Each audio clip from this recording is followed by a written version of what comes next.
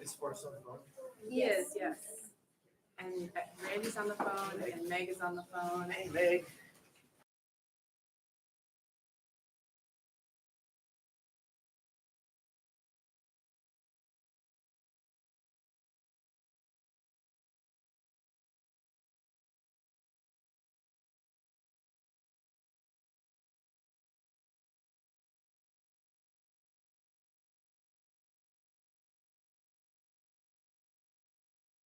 The other two members in the back room.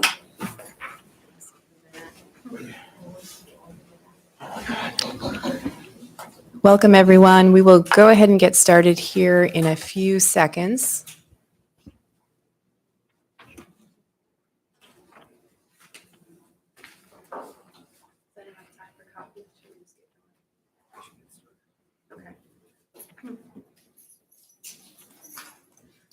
Okay, it's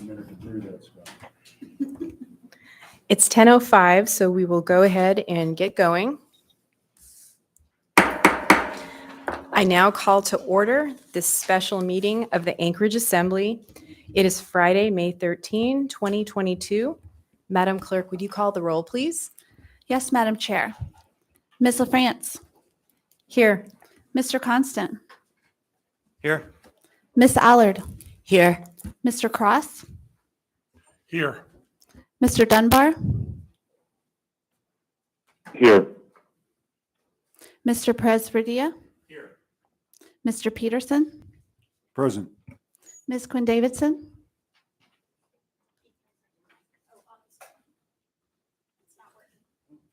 Here. Good morning. Good morning. Mr. Rivera. Present. Mr. Solt.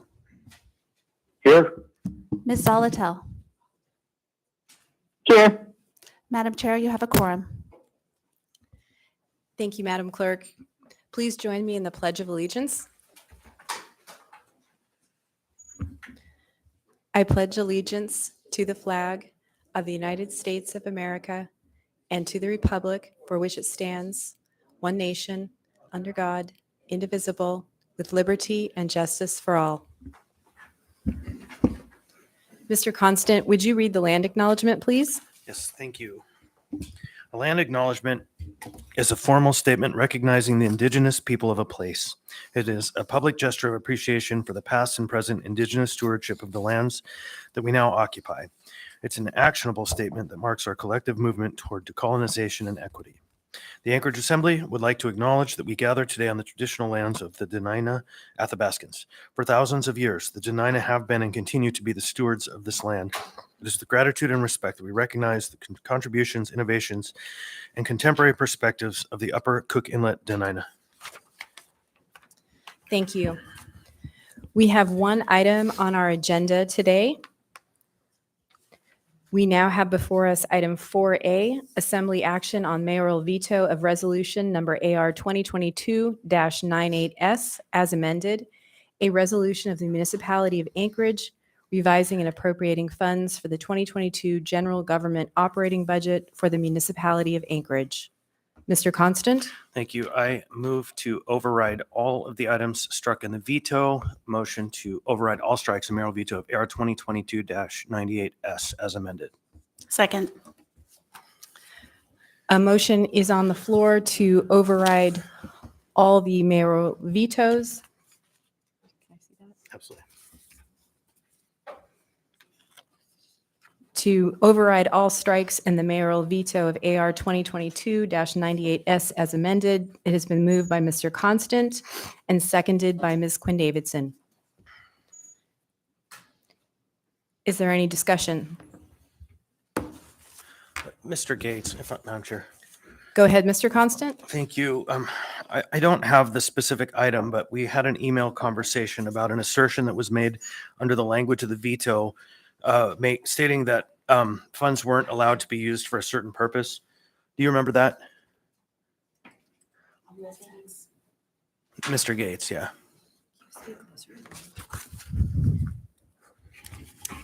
Yes, of course. And I did review the Charter 1407 for the alcohol tax and subsection B dedication classes the mayor's veto message seems to imply that funding for that subsection B1, funding for police and criminal justice personnel and first responders is limited to labor costs, and that this overrides for some programs for training.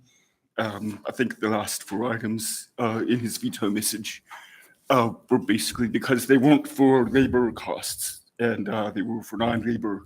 But I don't think that the charter language necessarily limits only to paying for labor as long as it's in support of police or criminal justice personnel or first responders. I think that it would be construed by a court as allowable under that language. The charter language is approved by the voters, and so you don't have, I guess, a lot of reliance on legislative history. You have what was presented to the voters, and it's construed in light of its purpose, and the purpose, of course, was to dedicate alcohol tax funds to limited purposes. And for police, criminal justice personnel, and first responders, I don't think you could say that funding for training beyond the 2020 budget year baseline is not for police or for firefighters. I think similarly, the alcohol tax funds could be used for capital projects that are for police, for example, or we need evidence space. That's also been an issue. And I'm sorry to go at length, but I wanted to use a few examples how I don't see that language would prohibit. I think the alcohol tax funds being used for capital projects that was for criminal justice personnel, processing or storing evidence in an evidence warehouse. So I don't think that his message saying it's prohibited by the alcohol tax dedicated funding clause would apply to those last 4 justifications. Thank you. If I may, just a caveat there, I don't know if the CBAs that he referred to would limit it. I don't have an opinion on that.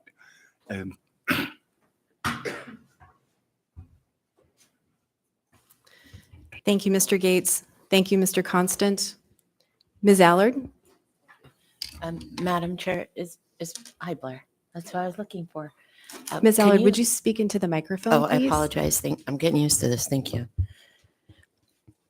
Mr. Gates just gave us his opinion based on the email that we had received, and he just stated it. Are you in agreement with that? Could you speak on that for me, please?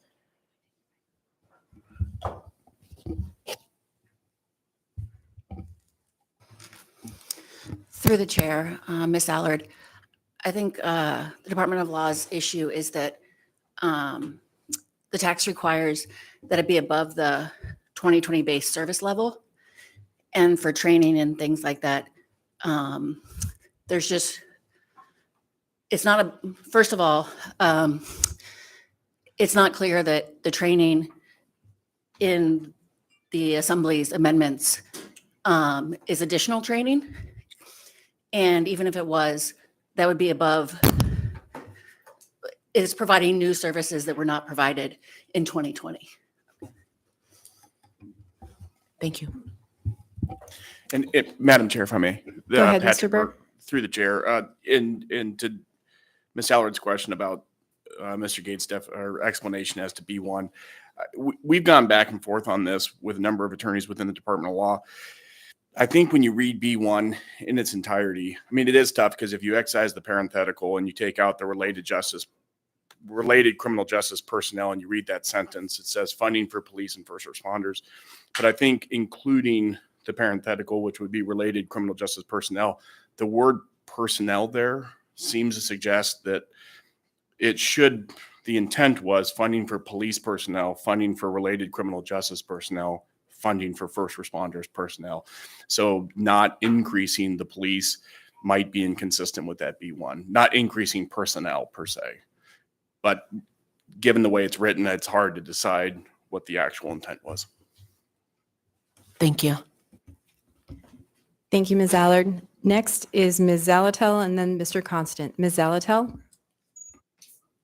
Thank you, Madam Chair. I just wanted to say 2 things. One, being a member when the alcohol tax was passed, I think that the training for APD fully fits within the purpose and intent of what was put forward for the alcohol tax, as long as it wasn't a supplantation. And that's exactly the intent of that amendment that I put forward, was this is to be anything above and beyond and new. And this is why it was one-time monies. So I just want to make sure the record is really clear and that it fully fits, I believe, within the alcohol tax, as well as it is not anything that supplants any the funding that existed for APD within the 2020 budget. Thank you. Thank you, Ms. Zalatel. Next is Mr. Dunbar and then Mr. Constant. Mr. Dunbar? Thank you, Madam Chair. I just wanted to say, as one of the co-sponsors of that ballot language, that I want to set Mr. Burke's and the other attorneys' minds at ease that I did not, and we did not, to my knowledge. You can speak to the other people who helped draft it, but I certainly did not intend to make that restrictive of a meaning in that language. I think training and some capital costs we assumed might be part of the additional funding that could go to police and law enforcement and other first responders. In fact, I think that there was some, in the first alcohol tax budget, I believe there were some supplies and perhaps even some computers that were purchased. And I can't remember if it was for the prosecutor's office or for the police department, but I think that there were some non-labor costs that were part of the original disbursement as well. So, as one of the people who helped draft that language and pass that language, I just want to let the attorneys know that I did not intend to put those kind of really tight strictures on the Anchorage Police Department, the fire department, or related public safety departments. Thank you. Thank you, Mr. Dunbar. Mr. Constant? Yeah, I would just add that for my part, the term personnel refers to other departments that fit within the rubric of public safety and EMS, not a limitation to only personnel, meaning it could be health department, it could be other folks who have that kind of emergency response function. That's how I had read it when we initially passed this item some years ago. And so I have a separate item. I don't know if it's okay to pivot. My other mention is that while there might have been some discussion at a work session for the veto of mobile crisis team funding, it's stated that the intent is to move this to third-party contractors to deliver the mobile crisis team services. And while there is discussion about the city, the state working together to stand up a crisis now model, in my opinion, this will always be a responsibility of the municipality. This is not something that we're standing up to hand off and then walk away from.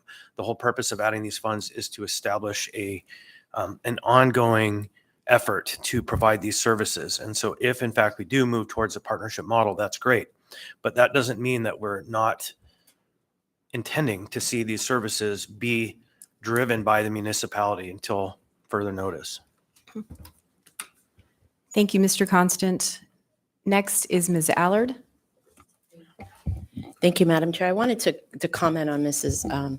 Solitel's comment in regards to intent. The voters never voted on intent. They voted on actual words. And to think that the voters have a responsibility of knowing the intent of the ballot measure versus, or the alcohol tax versus the actual words that were used would be misleading. Thank you, Madam Chair. Thank you, Ms. Allard.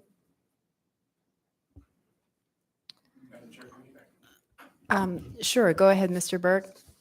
Patrick Burke through the chair.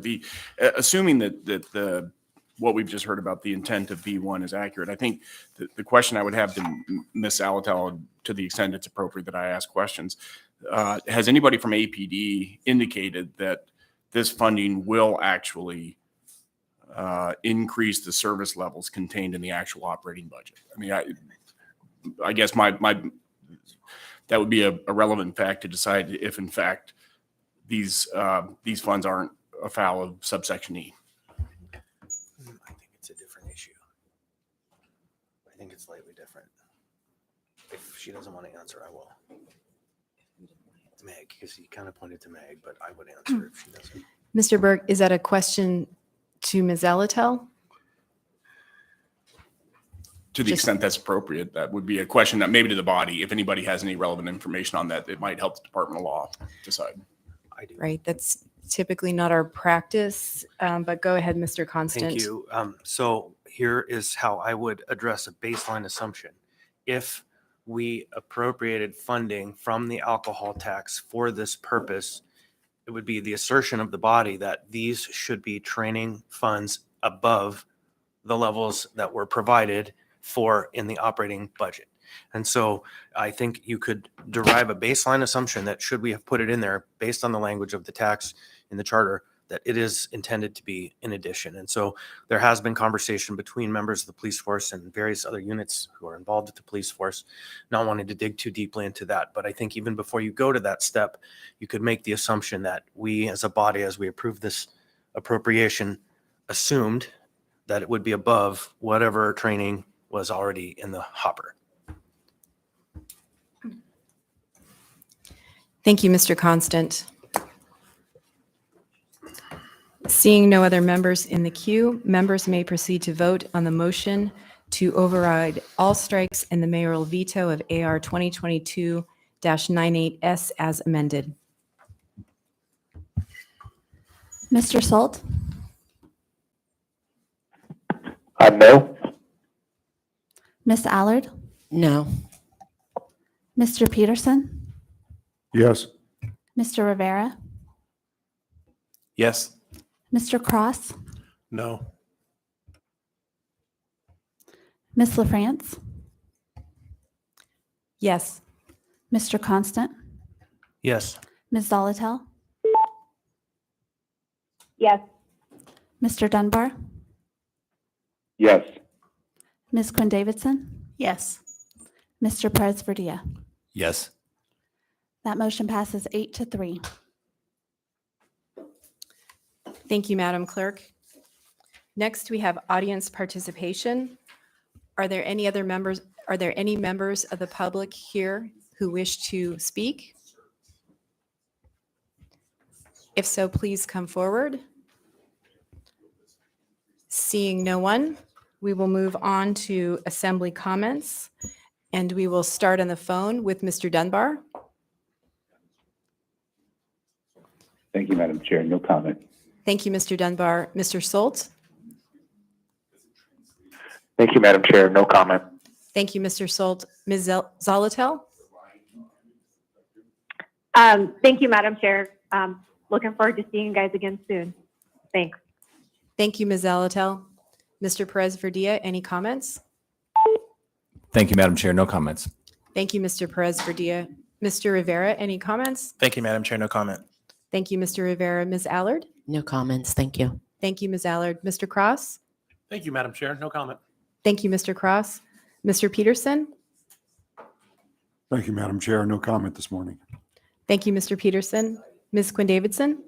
Thank you, Madam Chair. Sorry to break the streak, but I just quickly wanted to say how excited I am about the mobile crisis team going to 24/7 and what a transformative thing this will be for our community. You know, we just put this together in the last year or two. It takes pressure off of APD so that they can go out and do their policing work, and it gets folks the services they need. And it's all not paid for by property taxes, right? This is an independent source of revenue, and that's the reason that we brought it on. So just really excited to see this come to fruition, and want to thank Ms. Salatel for being the lead on this over the years. Thanks.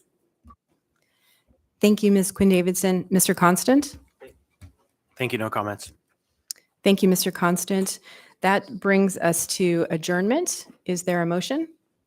So moved. We are adjourned. Thank you all for being here today.